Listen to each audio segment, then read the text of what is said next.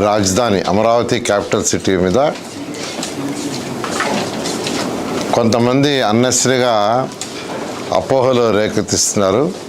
రైతులు అమరావతి రాజధాని కోసం ఎవరైతే రైతులు ల్యాండ్ ఇచ్చారో వాళ్ళెవ్వరు కూడా ఎటువంటి డౌట్ అవసరం లేదు. ముఖ్యమంత్రి గారు ఒక లాంగ్ విజన్తో చేస్తున్నారు. అమరావతి రాజధాని క్యాపిటల్ సిటీ ఏదైతే ఈరోజు 217 చదరపు కిలోమీటర్లు కడుతున్నామో అది ఇంకా సక్సెస్ఫుల్ కావాలి, రైతులు ఇచ్చిన భూములకు ఇంకా విలువ రావాలంటే ఇక్కడ అనేక సంస్థలు రావాలి. అనేక సంస్థలు అంటే సాఫ్ట్ ఇండస్ట్రీస్ రావాలి. ఇండస్ట్రీస్ వస్తేనే ఈ క్యాపిటల్ సిటీ యొక్క విలువ ఇంకా పెరుగుతుంది, రైతుల భూముల విలువ ఇంకా పెరుగుతాయి. ఇండస్ట్రీస్ రావడం అంటే ఎప్పటికీ రాదు. ఇప్పుడు హైదరాబాద్ ఈరోజు సక్సెస్ అంటే హైదరాబాద్ సరౌండింగ్స్లో హైదరాబాద్లో అనేకమైన ఆర్గనైజేషన్స్ ఇండస్ట్రీస్ వచ్చినాయి. ఇండస్ట్రీస్ వచ్చినప్పుడే యువతకి ఉద్యోగాలు వస్తాయి, ఎకనామిక్ గ్రోత్ వస్తుంది. అందుకనే ముఖ్యమంత్రి గారు లాంగ్ విజన్తో ఆలోచించి ఈ క్యాపిటల్ సిటీ ప్రపంచంలో టాప్ 10 సిటీలో ఒకటి కావాలి. ఇక్కడ ఏ రైతులైతే ఈ భూములు ఇచ్చారో వాళ్ళు ఇంకా విలువ పెరగాలంటే ఇక్కడ అనేక ఆర్గనైజేషన్స్ రావాలంటే సాఫ్ట్ ఇండస్ట్రీస్ రావాలంటే దానికి కొంత ల్యాండ్ కావాలి. అదేవిధంగా ఇంటర్నేషనల్ లెవెల్లో ఒక స్పోర్ట్స్ సిటీ కట్టాలి. ఒలింపిక్ గేమ్స్ చేసే విధంగా మనం ఒక స్పోర్ట్స్ సిటీ కట్టాలి, దానికి కొంత ల్యాండ్ కావాలి. అదేవిధంగా ఇంటర్నేషనల్ ఎయిర్పోర్ట్ ఉండాలి. విదేశాల నుంచి ఫ్లైట్స్ వచ్చే విధంగా ఫ్లైట్స్ దిగేటట్టుగా ఉండాలి. అందుకనే విశాఖపట్నంలో ఒక ఎయిర్పోర్ట్ భోగాపురం ఎయిర్పోర్ట్ తీసుకొచ్చింది. ఈరోజు హైదరాబాద్ తీసుకోండి, ఆ రోజు ఎయిర్పోర్ట్ కడుతుంటే అందరూ అబ్జెక్షన్ పెట్టారు. కానీ ఈరోజు అది one of the best airport. దానివల్ల వేల మందికి ఉద్యోగాలు వస్తున్నాయి, విదేశాల నుంచి ఎంతోమంది వస్తున్నారు. హైదరాబాద్ ఈరోజు ఇండస్ట్రీస్ పెడుతున్నారు. అలా విదేశాల నుంచి వచ్చి ఇక్కడ అమరావతి క్యాపిటల్ సిటీలో కానీ సరౌండింగ్స్లో కానీ ఇండస్ట్రీస్ పెట్టాలంటే ఫ్లైట్ కన్వీనియంట్ ఉండాలి. ఫ్లైట్ కన్వీనియంట్ లేకుండా ఏ విదేశాల నుంచి ఎవరు రారు. అందువల్ల ఇవన్నీ దృష్టిలో పెట్టుకొని ముఖ్యమంత్రి గారు ఒక లాంగ్ విజన్తో ఏ రైతులైతే అమరావతి క్యాపిటల్ సిటీకి ల్యాండ్ ఇచ్చారో వాళ్ళ భూముల విలువ కూడా పెరగాలి. ఇది ఒక మెగా సిటీ కావాలి. అమరావతి, విజయవాడ, మంగళగిరి, తాడేపల్లి, గుంటూరు ఒక మెగా సిటీ కావాలి. 1 కోటి మంది పాపులేషన్కి ఉండాలనే దృష్టిలో పెట్టుకుని యాక్చువల్గా ముఖ్యమంత్రి గారు ఒక విజన్ ఇచ్చారు.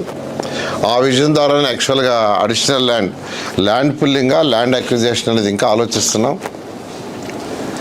ల్యాండ్ అక్విజిషన్ అయితే రైతులు నష్టపోతారని ప్రజాప్రతినిధులు, శాసనసభ్యులు చెప్పారు. అయితే ల్యాండ్ పుల్లింగ్ అయితే కొద్దిగా ఎక్కువ తీసుకోవాల్సి వస్తుంది. ఎందుకంటే ల్యాండ్ పుల్లింగ్ తీసుకున్నప్పుడు దాన్ని డెవలప్ చేసి ఇవ్వాలి రైతులకి, మళ్ళీ వాళ్ళకి ప్లాట్లు ఇవ్వాలి. అందువల్ల ఇవి ఆలోచిస్తున్నాం. త్వరలో ఒక నిర్ణయం తీసుకుంటాం.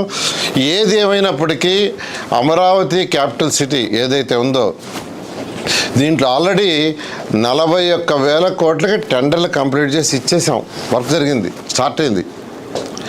మొత్తం ఇక్కడ జరగబోయేది సుమారుగా 64,000 కోట్ల రూపాయల వర్క్స్. ఆల్రెడీ అథారిటీ క్యాబినెట్ 64,000 కోట్లకి పర్మిషన్ ఇచ్చేసింది. ఇంకా కొన్ని టెండర్లు పిలవాలా. ఆ టెండర్లు కూడా ఈ నెలాఖరు లోపల అయిపోతున్నాయి. ఇది ఒక టాప్ సిటీ, ప్రపంచంలో ఉన్న టాప్ సిటీలో ఒకటి అవుతుంది. అయితే ఒక ఇన్ఫ్రాస్ట్రక్చరే అంటే రోడ్లు, డ్రైన్స్, పార్కులు ఇవన్నీ చేసినంత మాత్రాన ఈ భూమిలో నిలవాలంటే హైదరాబాద్ ఈరోజు ఏ విధంగా తక్కువ రేటు ఉన్నది, రేటు ఎక్కువ వచ్చి నిలిచింది, ఆ విధంగా నిలవాలంటే ఇక్కడికి జనాభా రావాలంటే అనేక స్మార్ట్ ఇండస్ట్రీస్ రావాలి. స్మార్ట్ ఇండస్ట్రీస్ రాకుండా రాదు. వీటిని దృష్టిలో పెట్టుకుని ముఖ్యమంత్రి గారు చేస్తున్నారు. కాబట్టి రైతు సోదరులు ఎవ్వరు కూడా ఎటువంటి అపోహలు వద్దు. మీకు ఏదైతే మాట ఇచ్చామో ఆ మాట ప్రకారం ఈ ప్రభుత్వం నిలబడుతుందని ముఖ్యమంత్రి గారి ఆదేశాల ప్రకారం చేస్తామని మరొకసారి సవినయంగా తెలియజేస్తున్నాం.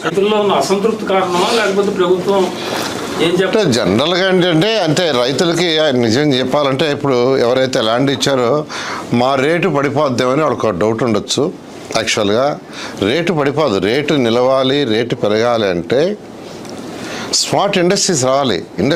స్మార్ట్ ఇండస్ట్రీస్ నాన్ స్మార్ట్ రెండు రావాలా అంటే, అయితే మనం ఇక్కడ పెట్టే స్మార్ట్ ఇండస్ట్రీసే, పొల్యూటెడ్ ఇండస్ట్రీస్ కాదు. పొల్యూషన్ లేని ఇండస్ట్రీస్ పెడుతున్నాం. స్మార్ట్ ఇండస్ట్రీస్ పెడితేనే ఆ ఇండస్ట్రీస్ వల్ల ఉద్యోగాలు వస్తే జనాభా వస్తారు. జనాభా వస్తే ఇంకా వాళ్ళ రేట్లు పెరుగుతాయి. దాన్ని దృష్టిలో పెట్టుకొని ముఖ్యమంత్రి గారు మాకు ఒక దిశానిర్దేశం ఇచ్చారు. దాని మీద ముందుకు పోతాం. అంటే అక్కడ రైతులు చెప్పేది అదనపు భూమి వల్ల మా రేట్లు పెరగవు, మాకు డెవలప్ చేయకుండా మా రేట్లు ఎలా పెరుగుతాయని నిన్న మీ విజిట్లో కూడా కొంతమంది రైతులు మాట్లాడారు. ఈ యొక్క అమరావతి క్యాపిటల్ సిటీలు ఏదైతే ఇప్పుడు టెండర్లు పిలిచేసామో అవన్నీ జరుగుతున్నాయండి. ఇక్కడ ఒక సంవత్సరం లోపల అధికారులకు ఏదైతే బిల్లింగ్ రేట్ ఇన్కంప్లీట్గా ఉన్నాయో 4,000 మంది ఎంప్లాయీస్కి ఇచ్చేస్తున్నాం. 1 year, ఓన్లీ 1 year. 1.5 yearలో ట్రంక్ రోడ్స్ ఏదైతే 360 కిలోమీటర్లు ఉన్నాయో అవి కంప్లీట్ చేస్తున్నాం 1.5 year. లేఅవుట్ రోడ్స్ ఉన్నాయో అవి 2.5 yearsలో కంప్లీట్ చేస్తాం. ఐకానిక్ టవర్స్ ఏదైతే 5 అసెంబ్లీ హైకోర్టు ఉన్నాయో 3 సంవత్సరాల్లో. ఆ విధంగా ఒక పక్కా ప్రణాళికలో పోతున్నాం.